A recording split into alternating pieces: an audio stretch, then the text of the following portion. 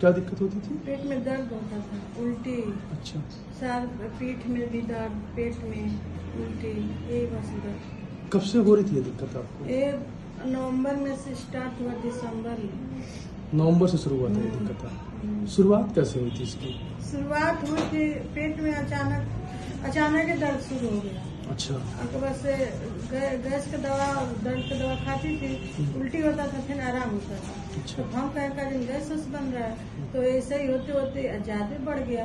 अब तो गैस की भी दवा खाई, इंजेक्शन भी लगा, उल्टी का भी दवा खाई, एक भी बार आराम नहीं हो रहा था। रात भर छपटा है, दिन भर छपटा है, कभी भी वही दिक्कत।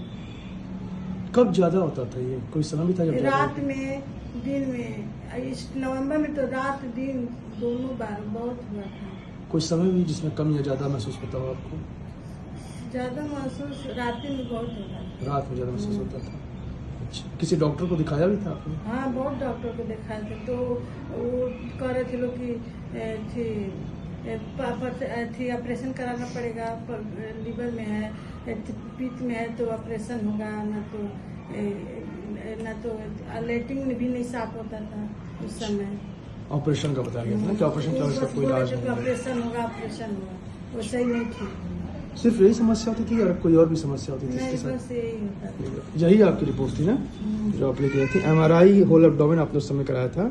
इसमें आया था multiple well defined defect noted in the body and neck, average 5.7 millimetre. 5.7 millimetre का आपको गालब्लैडर में स्टोन निकला था, CVD में थिकनेस निकला था, और पैनक्रियाटाइटिस की समस्या निकली थी आपको बहुत जबरदस्त तरीके से।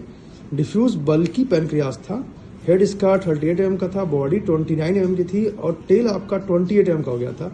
बहुत ज़्यादा बल्कीनेस आ गई थी इसके अंदर। पेरी पैनक्रियाटिक कलेक्शन आ गया था लगभग 6 मिलीमीटर का। इसी के लिए आपको कहा गया था कि ऑपरेशन कराना पड़ेगा। ऑपरेशन के अलावा इसका कोई इलाज नहीं है ना।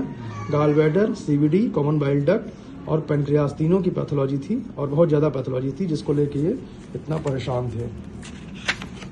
ये इनकी पूरी MRI रिपोर्ट है। Cholelithiasis, diffuse hypointense wall thickening involve distal CVD and inflammatory structure. इनके जो CVD थी कॉमन बाइल डक्ट, उसमें इन्फ्लेमेटरी स्ट्रक्चर आ गया था, वो ब्लॉकेज आ गई थी जगह जगह पे।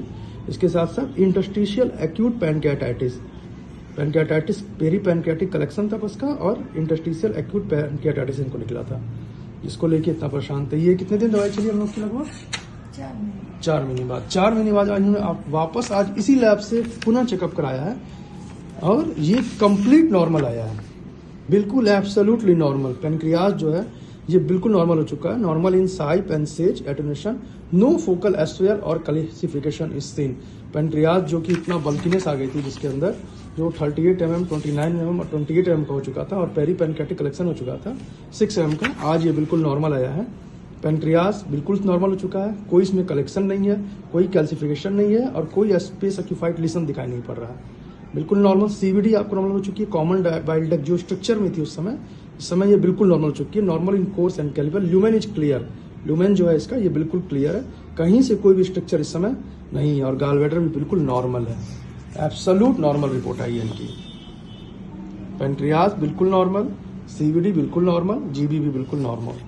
और ये पहले की MRI थी जिसमें पेरी पैनक्रियाटिक कलेक्शन था, बल्कीनेस था, CVD में स्ट्रक्चर था, और मल्टीपल कोलेलिथियासिस थी, जिसके लिए इनको ऑपरेशन सजेस्ट किया गया था एलोपैथिक सिस्टम ऑफ मेडिसिन में, कि इसका ऑपरेशन के अलावा कोई इलाज नहीं है। इसकी प्लेट निकालिएगा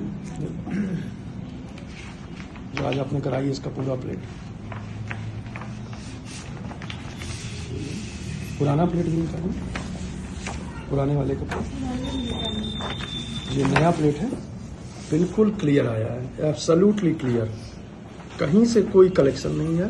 पैनक्रियास की बॉडी, उसका टेल, CVD बिल्कुल नॉर्मल है, जो स्ट्रक्चर था वो बिल्कुल खत्म हो चुका है। NCCT होल एब्डोमेन, और ये पहले का MRI का प्लेट था जिसमें क्लियर स्ट्रक्चर थी, और पैनक्रियास बहुत ज़्यादा बल्की हो चुका था इनका। अभी कैसा फील कर रही हैं? ठीक है।